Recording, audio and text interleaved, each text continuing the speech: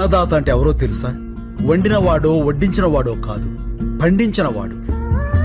వ్యవసాయానికి మించిన సాయం ఆ దేవుడు కూడా చేయలేడు.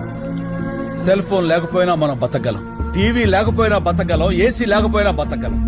కానీ అవి తయారు చేసేవాడు కోటీశ్వరుడు. కానీ అన్నం లేకుండా మనం బతకలేం. అది పండించే రైతు మాత్రం ఎప్పటికీ పేదవాడే పేదవాడే పేదవాడే.